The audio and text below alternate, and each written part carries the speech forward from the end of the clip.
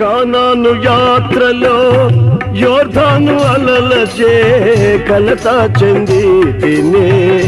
కానాను యాత్రలో యోర్దాను అలలచే కలత చెంది తినే.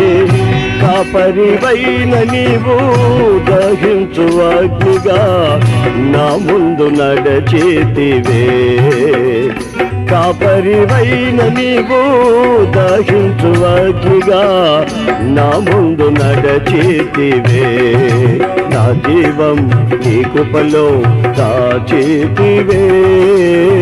నా జీవిత కాలమంతా ప్రభువా నీవే నా ఆశ్రయం, నా ఆశ్రయం. నా జీవం నీ కృపలో దాచేతివే.